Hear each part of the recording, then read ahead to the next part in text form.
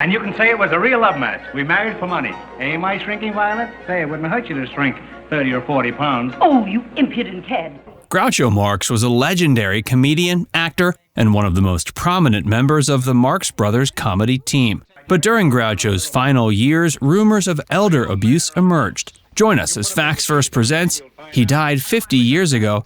Now the rumors have been confirmed. Early life. Groucho Marx, born Julius Henry Marx on October 2, 1890, in New York City, was an iconic comedian, actor, and writer. He rose to fame as one of the Marx Brothers, a group that included his brothers Harpo, Chico, Zeppo, and occasionally Gummo. Groucho's distinctive appearance, quick wit, and sharp one-liners made him a beloved figure in both vaudeville and Hollywood. He was the third of 5 sons born to Sam and Minnie Marx, Jewish immigrants from Germany. Growing up in a poor neighborhood, Groucho and his brothers developed a knack for entertaining early on.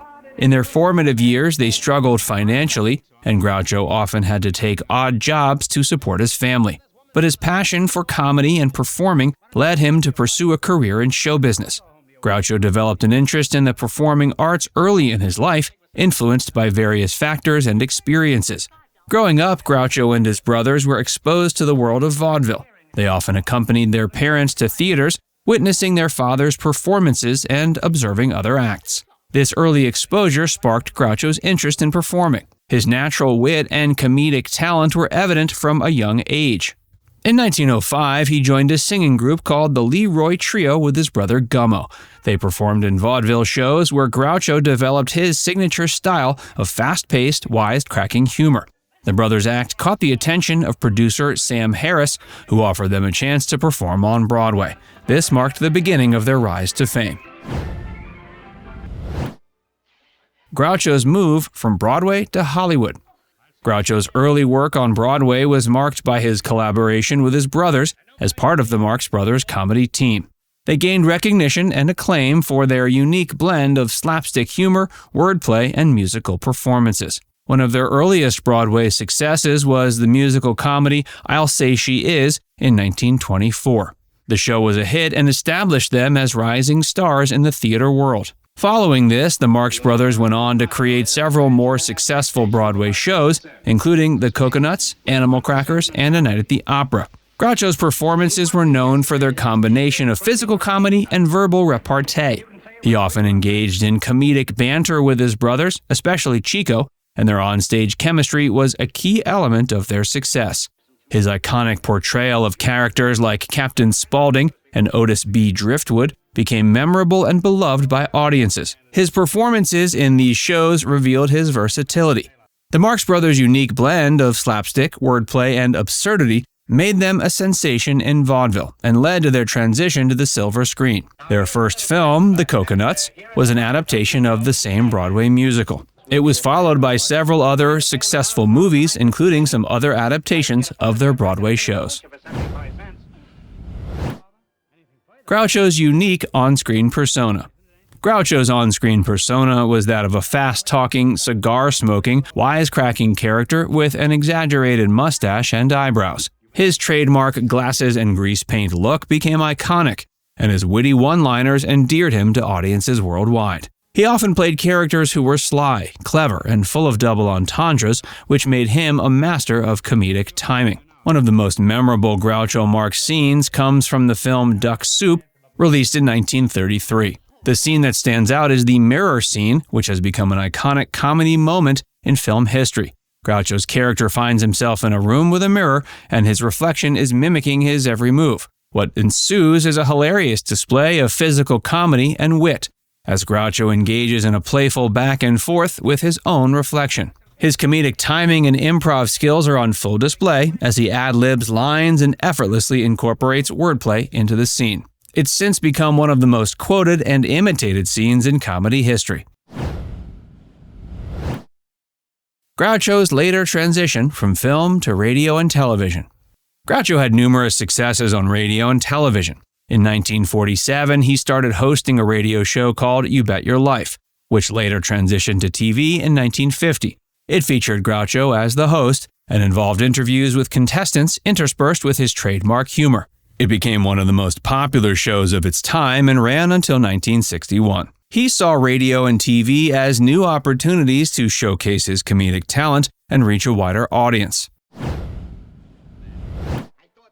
Groucho's personal life and later career.